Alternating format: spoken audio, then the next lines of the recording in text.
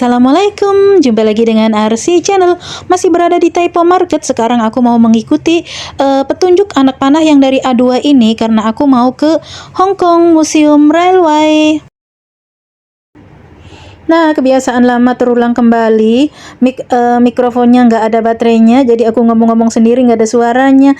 Nyebelin banget enggak sih?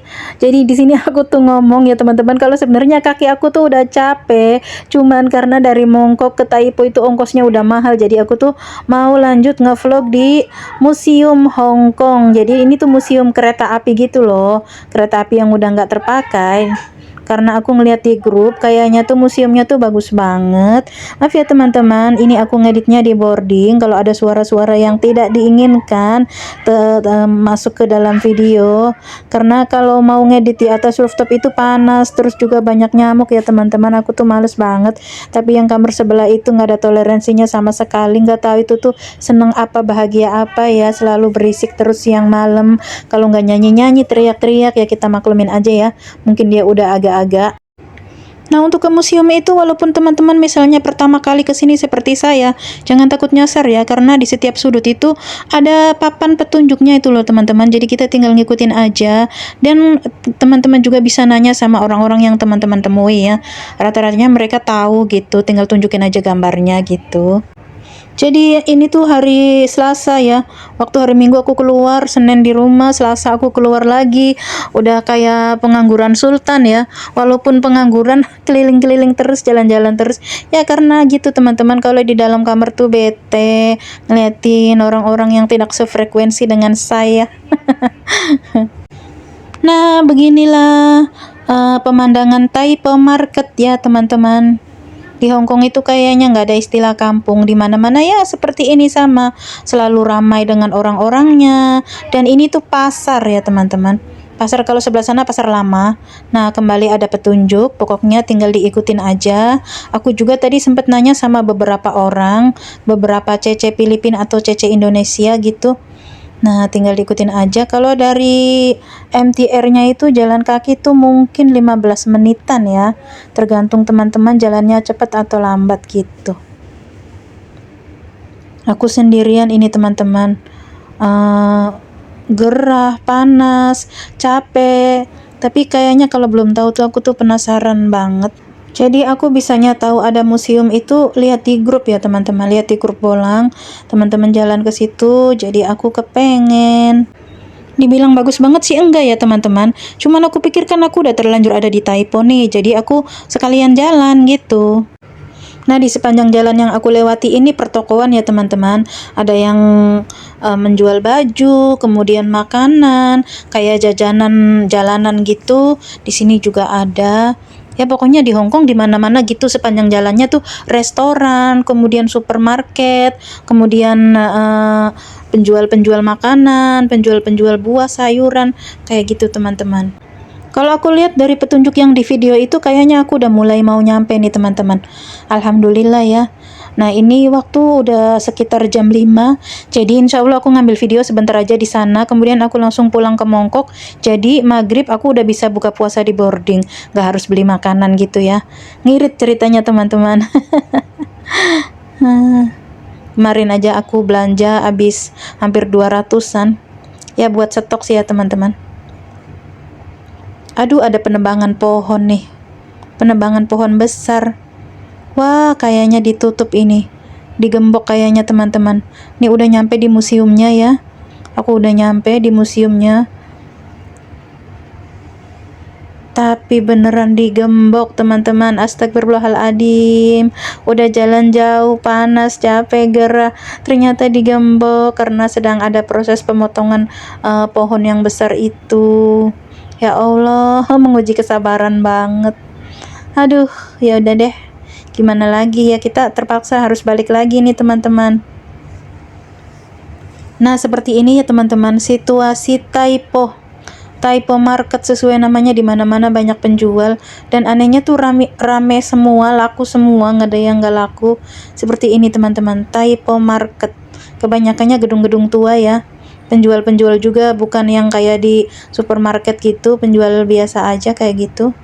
Buat teman-teman subscriber yang belum pernah ke Hong Kong, seperti inilah suasana Hong Kong ya teman-teman. Ini tuh sore hari sekitar jam setengah 6 ya. Mukaku kayak udah agak pucat ya, dari tadi tenggorokan aku kering banget karena sumpah panas banget ya teman-teman. Tapi nggak apa-apa. Taipo Market itu kalau di Indonesia seperti Bandung ya teman-teman. Tempatnya itu banyak sekali tempat-tempat wisata. Ada yang gratis, ada yang berbayar, kayak gitu. Dan TKW-TKW Indonesia gimana bisa tahu ada tempat-tempat wisata? Karena ada grupnya ya teman-teman, ada grup bolang yang biasa sharing. Jadi minggu ini jalan-jalan kemana pada berbagi di grup itu gitu. Jadi bisa tahu kayak gitu. Memang TKW-TKW Indonesia tuh paling cerdas ya. Makanya majikan aku itu dulu sering kalau aku pulang libur tuh ya nanya, Cece kamu hari ini libur kemana? Terus aku bilang libur ke sini. Loh aku aja yang orang Hongkong belum pernah tahu loh. Kamu tuh pinter banget sih katanya. Belum tahu. Jadi TKW-TKW Hongkong tuh harus semangat, harus selalu ceria, harus selalu happy. Kita ini manusia hebat, wanita kuat, wanita tangguh, yang bukan hanya pinter tapi kita juga berani. Ya coba aja teman-teman bayangin, kurang berani apa ya kita keluar dari rumah kita, pergi dari negara kita, membantu pemerintah mengurangi jumlah angka pengangguran, membantu pemerintah menciptakan devisa negara gitu ya. Walaupun kitanya jarang dihargai sama pemerintah, bahkan kadang-kadang dipersulit sama oknum-oknum gitu ya. Kita pergi dari rumah kita ke Hong Kong itu membawa bekal yang sangat minim ya.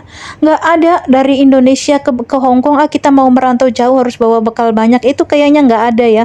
Ya bukan, mungkin ada satu dua, tapi ya jujur saja yang jadi TKW kita jauh-jauh merantau kan karena kita secara ekonomi masih kurang gitu. Jadi kita datang ke negara orang yang beda bahasanya, beda budayanya, tanpa perbekalan, hanya minim banget, tanpa bisa mengetahui bahasanya ya. Kita itu nggak bisa bahasanya waktu baru datang tuh ya.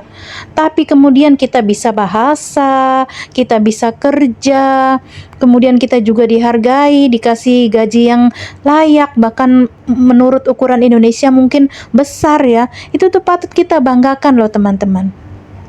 Ini bukan sombong ya, kayak aku bisa bahasa Arab, bisa bahasa Mandarin, bisa bahasa Kantonis, Inggris, tanpa sekolah. Aku cuma lulusan SMP loh, ya karena jadi TKW.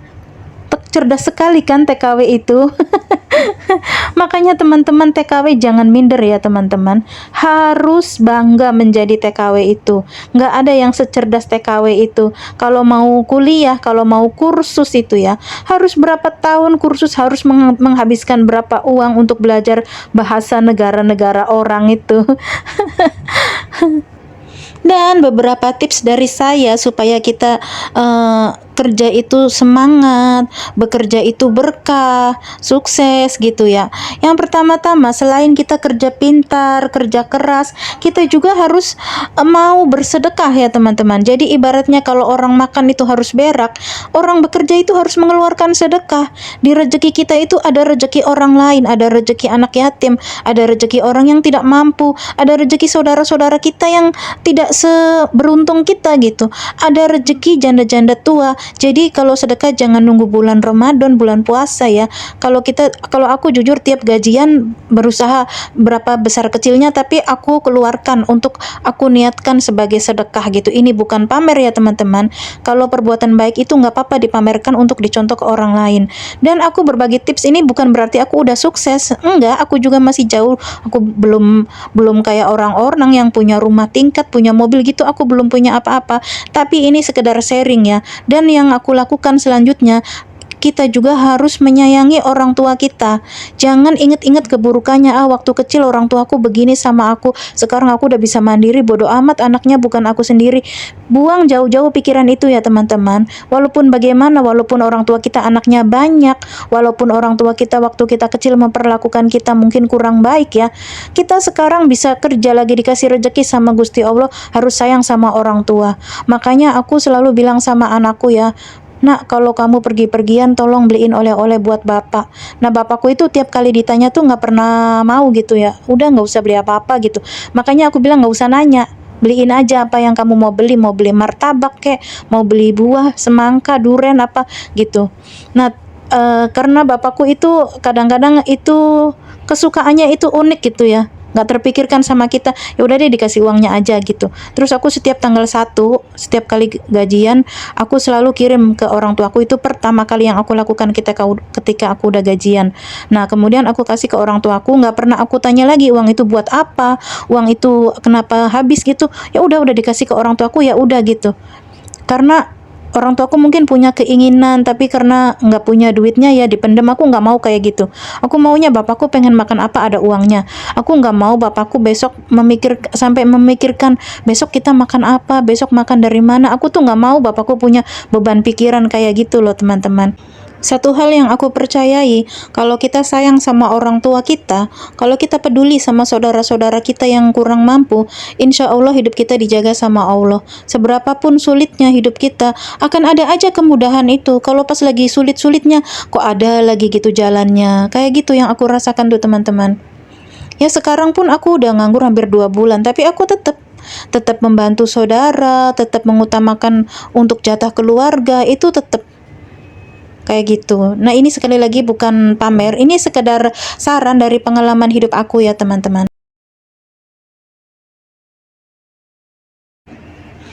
Udah nyampe Mongkok lagi ya teman-teman. Nah, gimana teman-teman perbedaannya Mongkok sama Taipei Market menurut teman-teman? Sama ya teman-teman.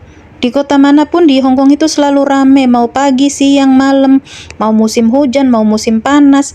Di Hong Kong itu selalu rame. Kalau di kampung mah kayak orang habis pulang dari nonton organ gitu ya. Jadi pemerintah Hong Kong tuh udah berhasil menerapkan cinta jalan kaki sama warganya tuh. Jadi di jalanan tuh selalu rame gitu. Walaupun musim panas, musim dingin itu orang-orangnya tuh pada jalan kaki senengnya tuh walaupun udah tua gitu ya. Kembali cerita yang tadi tuh ya teman-teman. Jadi aku tuh dilahirkan dari keluarga yang tidak mampu. Bapakku tukang beca, ibuku juga petani gitu ya, ibu rumah tangga biasa.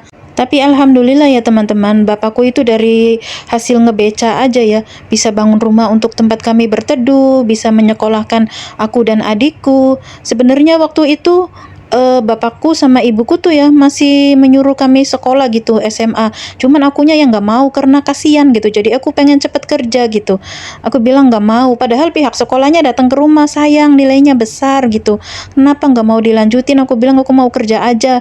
Mungkin karena di kampung aku tuh udah banyak yang ke luar negeri waktu itu ke Arab musimnya. Jadi aku tuh lulus SMP langsung pergi ke Arab. Dan bapakku itu setiap kali aku tanya ya, Pak aku mau pulang gitu. Bapak mau apa? Mau dibelikan apa dari sini gitu ya, dari Arab atau Singapura, Taiwan, Hong Kong. Bapakku itu nggak pernah ngomong pengen ini, pengen itu kayak orang tuanya orang lain tuh ya. Atau misalnya aku telepon, Pak, Bapak lagi punya pengen apa gitu, nanti aku kasih uangnya. Nggak usah, Bapak nggak pengen apa-apa. Selalu gitu jawabnya tuh. Sampai sama anakku juga gitu. Kan aku wanti-wanti, Cung yang sayang sama Bapak. Dulu Bapak tuh sayang banget sama kamu. Kalau pulang dari sawah bajunya masih kotor, udah itu manggil anakku suruh duduk di pangkuannya gitu. Aku bilang kamu harus sayang sama Bapak. Kalau Bapak ngomongnya agak keras, agak kasar jangan dilawan. Udah iyahin aja. Karena segitunya aku tuh. Kalau ibuku sekarang udah almarhum ya, udah jalan ke 5 tahun kayaknya udah almarhum. Nah, seperti ini suasana Hong Kong di sore hari, teman-teman. Ini aku mau ke pasar, mau belanja sedikit. Baiklah, teman-teman, mungkin videonya aku cukupkan sampai di sini dulu ya.